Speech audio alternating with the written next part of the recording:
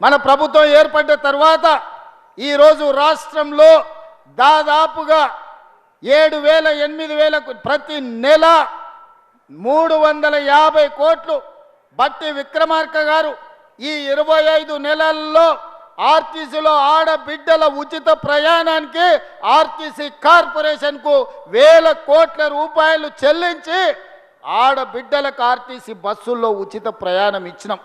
ఇక్కడ మా అక్కలు ఉంటే నేను అడగదలుచుకున్నా, లేదా టీవీ చూసా మా అక్కల్ని అడుగుతున్నా.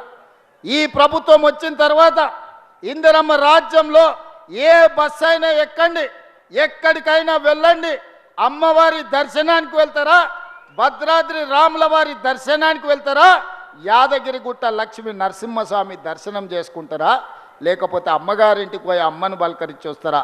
ఎవరన్నా ₹1 బస్ కిరాయి మిమ్మల్ని అడిగినరా? ఇవాళ ఈ రాష్ట్రంలో వేలాది కోట్ల రూపాయలు ఖర్చు పెట్టి ఆడబిడ్డలకు ఆర్టీసీలో ఉచిత బస్సు ప్రయాణాన్ని ఏర్పాటు చేయడం ద్వారా పేద ఆడబిడ్డల ఆత్మ గౌరవాన్ని పెంచినాం. బస్సులో ఉచిత ప్రయాణమే కాదు, 1000 బస్సులు ఆడబిడ్డలే స్వయం సహాయక సంఘాలతో ఖరీదు చేసి ఆర్టీసీకే కిరాయికి పెట్టారు. ఇవాళ 1000 బస్సులకు ఆడబిడ్డలు యజమానులు అయ్యారు.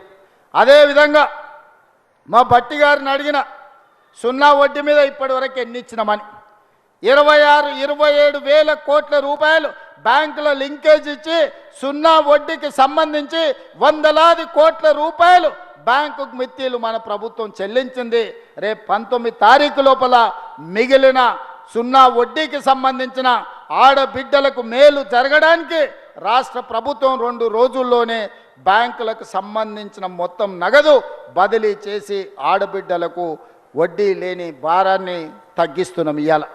అందుకే ఇవాళ ఈ రాష్ట్రంలో ఒక పక్కన నిరుద్యోగ యువకులు, ఇంకొక పక్కన విద్యార్థులు. ఆనాడు భోజనం లేదు, ఇవాళ వాళ్ళకు భోజనం ఛార్జెస్ బట్టి గారు 40% పెంచారు. కాస్మెటిక్ ఛార్జెస్ 200% పెంచారు. యంగ్ ఇండియా ఇంటిగ్రేటెడ్ స్కూళ్ళు 100 నియోజకవర్గాల 100 స్కూళ్ళు 22,000 కోట్ల రూపాయలతోటి ఈరోజు పనులను ప్రారంభించండు. స్కిల్ యూనివర్సిటీ తీసుకొచ్చినాం, స్పోర్ట్స్ యూనివర్సిటీ తీసుకొచ్చినాం. ఇవాళ ఈ విధంగా ముందుకు వెళ్తే రైతులకు రుణమాఫీ చేసినాం. రైతులు పండించిన పంటకు గిట్టుబాటు ధరతో పాటు 500 రూపాయల బోనస్ ఇవ్వడం జరిగింది మిత్రులారా. ఈ విధంగా ప్రతి వర్గానికి, ప్రతి సామాజిక వర్గానికి, ఆదివాసులు కావచ్చు, లంబాడాలు కావచ్చు, తండాలు కావచ్చు, గూడాలు కావచ్చు, మారుమూల పల్లెలు కావచ్చు, బీసీ కాలనీలు కావచ్చు, 40 సంవత్సరాల నుంచి ఒక రావణ కాష్టంగా మండుతున్న కేటగరైజేషన్, ఎస్సీ మాదిగ మాల కులాల వర్గీకరణను ఈరోజు దేశంలోనే పరిష్కరించిన మొదటి రాష్ట్రం తెలంగాణ రాష్ట్రం.